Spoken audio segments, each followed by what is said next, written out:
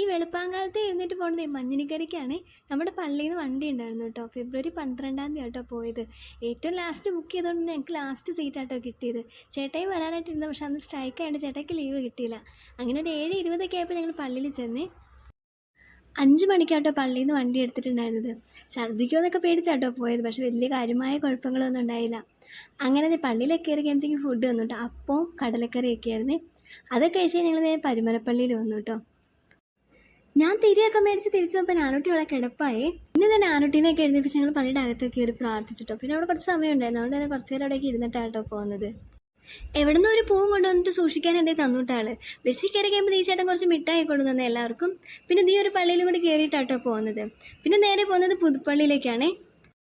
ഇവിടെ കയറി പ്രാർത്ഥിച്ചിട്ട് നേരെ വലിയ പള്ളിയിലേക്ക് പോയിട്ടോ. ചേച്ചിയും കുഞ്ഞിനും വന്നില്ലായിരുന്നു കേട്ടോ, അവരവിടെ തന്നെ ഇരിക്കുകയായിരുന്നേ. ഞാനും നാനൂറ്റിയും കൂടി ആയിട്ട് ഇങ്ങ് പോകുന്നത്. പിന്നെ നാനൂറ്റി ഞാൻ കുറച്ച് നേരം ഉമ്മൻചാണ്ടി അപ്പാപ്പനെ കണ്ടെന്ന് പറഞ്ഞ് അവിടെ നിന്നേ. പിന്നെ ഞങ്ങൾ പോരാൻ തുടങ്ങിയപ്പോഴത്തേക്കും പള്ളിക്ക് ചുറ്റും മാവ് കേട്ടോ. നാനൂറ്റി ഓരോന്നും കാണിച്ചു തന്നോണ്ടിരിക്കും. എല്ലാ മാവിലും നിറച്ചും മാങ്ങയാണേ.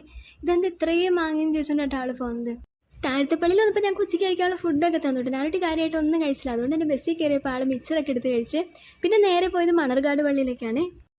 അവിടെ 2 മണിക്കൂർ കൂടുതലുണ്ടായിരുന്നു കേട്ടോ. അതുകൊണ്ട് കുറേ സമയം കിട്ടി കേട്ടോ. അവിടെ പ്രാർത്ഥിച്ച് കഴിഞ്ഞ് കുറച്ച് നേരമൊക്കെ ഇരുന്ന് അപ്പോഴത്തേക്ക് ആ കുളത്തിൽ കാലം കഴുകാൻ പോകാമെന്ന് പറഞ്ഞ് ഇറങ്ങി. തിരിച്ച് ഞങ്ങളൊരു 6 മണിയായപ്പോൾ തന്നെ എത്തിയിട്ടോ. അപ്പോൾ അത്രയുള്ള ടാറ്റാ.